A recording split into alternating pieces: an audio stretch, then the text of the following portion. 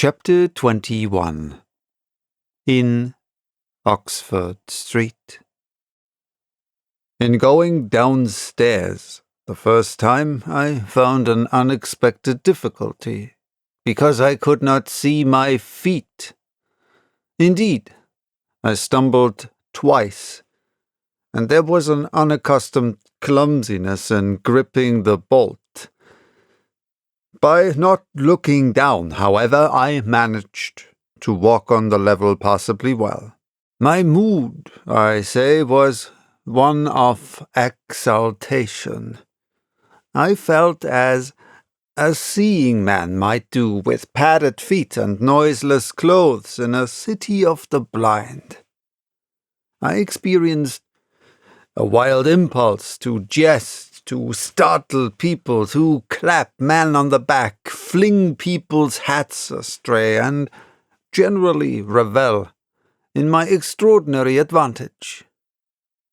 But hardly had I emerged upon Great Portland Street, however, my lodging was close to the big draper's shop there, when I heard a clashing concussion and was hit violently behind, and turning saw a man carrying a basket of soda-water siphons, and looking in amazement at his burden. Although the blow had really hurt me, I found something so irresistible in his astonishment that I laughed aloud. "The devil's in the basket," I said, and suddenly twisted it out of his hand. He let go incontinently, and I swung the whole weight into the air. But a fool of a cabman, standing outside a public house, made a sudden rush for this, and his extending fingers took me with excruciating violence under the ear. I let the whole down with a smash on the cabman, and then, with shouts and a clatter of feet about me, people coming out of shops, vehicles pulling up, I realized what I had done for myself, and cursing my folly, backed against a shop window and prepared to dodge out of the confusion. In a moment, I should be wedged into a crowd and inevitably discovered. I pushed by a butcher boy who luckily did not turn to see the nothingness that shoved him aside, and dodged behind the cabman's four-wheeler. I do not know how they settled the business. I hurried straight across the road, which was happily clear, and hardly heeding which way I went in the fright of detection the incident had given me, plunged into the afternoon throng of Oxford Street. I tried to get into the stream of people, but they were too thick for me, and in a moment my heels were being trodden upon. I took the gutter, the roughness of which I found painful to my feet, and forthwith the shaft of a crawling hansom dug me forcibly under the shoulder-blade, reminding me that I was already bruised severely. I staggered out of the way of the cab, avoided a perambulator by a convulsive movement, and found myself behind the hansom. A happy thought saved me, and as this drove slowly along, I followed in its immediate wake, trembling and astonished at the turn of my adventure, and not only trembling but shivering. It was a bright day in January, and I was stark naked, and the thin slime of mud that covered the road was freezing. Foolish as it seemed to me now, I had not reckoned that, transparent or not, I was still amenable to the weather and all its consequences. Then, suddenly, a bright idea came into my head. I ran round and got into the cab, and so, shivering, scared, and sniffing with the first intimations of a cold, and with the bruises and the small of my back growing upon my attention, I drove slowly along Oxford Street and past Tottenham Court Road. My mood was as different from that in which I had sallied forth 10 minutes ago as it is possible to imagine. This invisibility indeed. The one thought that possessed me was, how was I to get out of the scrape I was in? We crawled past Muddy's, and there, a tall woman with 5 or 6 yellow-labelled books hailed my cab, and I sprang out just in time to escape her, shaving a railway van narrowly in my flight. I made off up the roadway to Bloomsbury Square, intending to strike north past the museum and so get into the quiet district. I was now cruelly chilled, and the strangeness of my situation so unnerved me that I whimpered as I ran.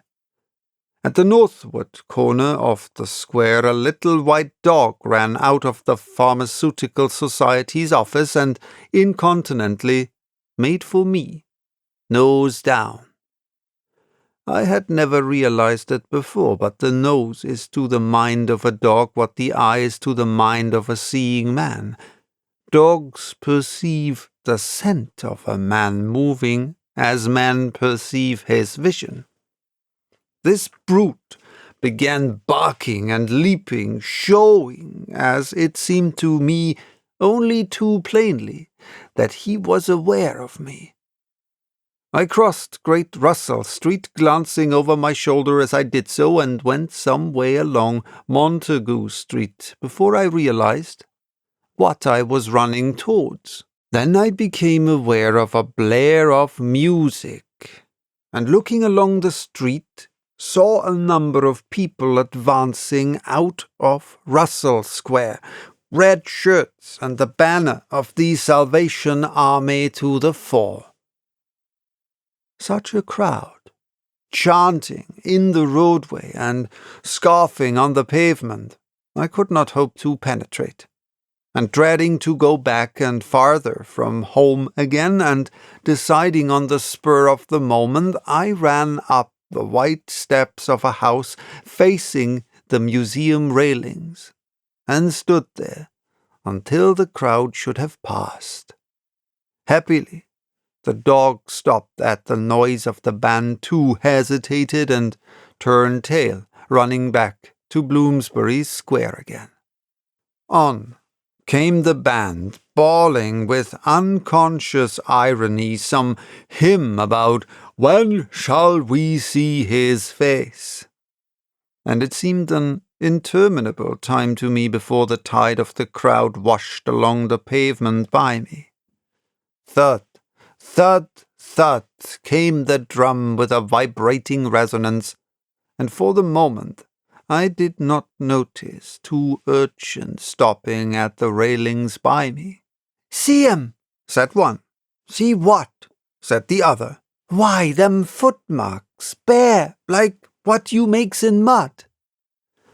I looked down and saw the youngsters had stopped and were gaping at the muddy footmarks I had left behind me up the newly whitened steps.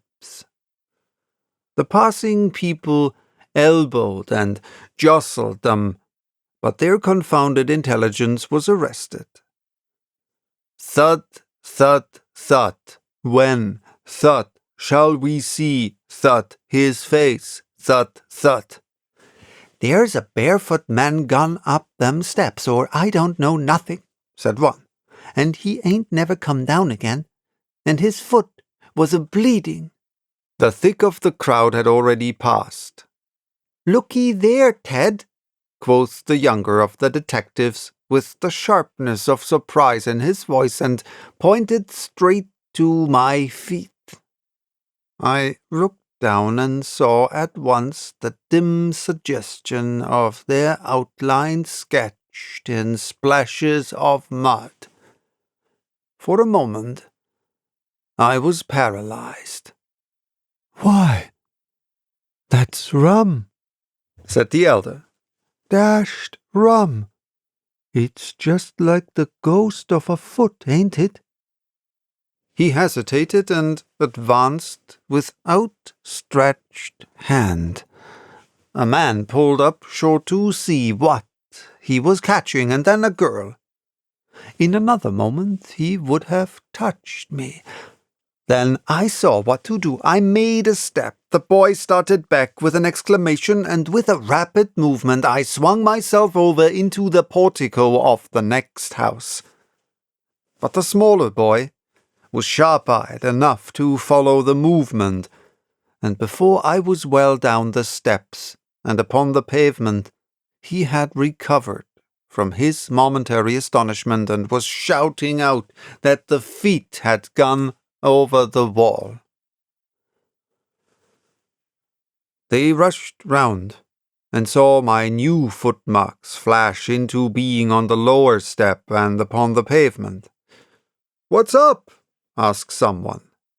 They rushed round and saw my new footmarks flash into being on the lower step and upon the pavement. "What's up?" asked someone. "Feet! Look! Feet running!" Everybody in the road, except my 3 pursuers, was pouring along after the Salvation Army, and this blow not only impeded me, but them. There was an eddy of surprise and interrogation.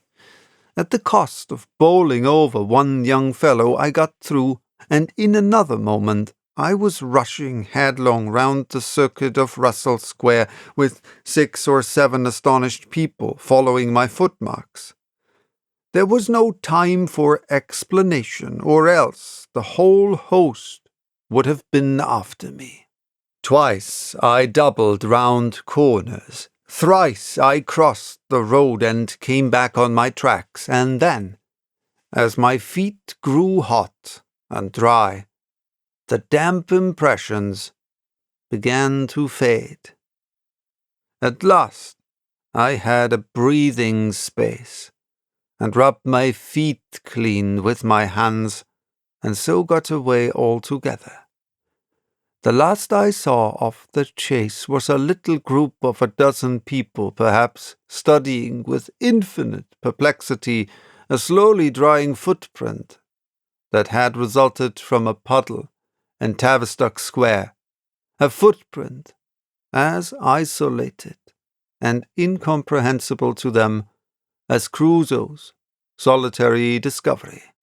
This running warmed me to a certain extent, and I went on with a better courage through the maze of less frequented roads that run hereabouts.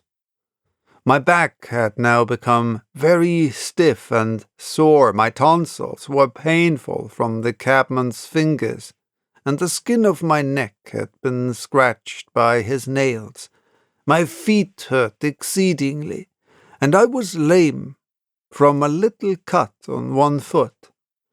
I saw in time a blind man approaching me and fled limping, for I feared his subtle intuitions. Once or twice accidental collisions occurred, and I left people amazed, with unaccountable curses ringing in their ears.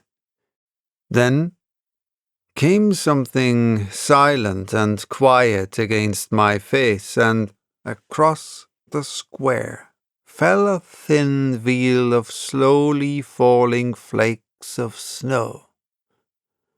I had caught a cold, and do as I would, I could not avoid an occasional sneeze, and every dog that came in sight, with its pointing nose and curious sniffing, was a terror to me.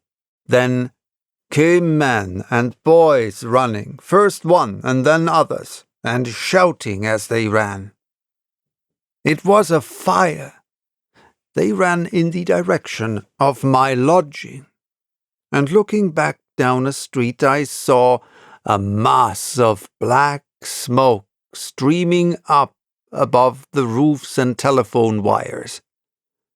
It was my lodging burning, my clothes, my apparatus, all my resources indeed except my checkbook, and the 3 volumes of memoranda that awaited me in Great Portland Street were there, burning, I had burned my boats, if ever a man did. The place was blazing. The invisible man paused and thought. Kemp glanced nervously out of the window. "Yes," he said. "Go on."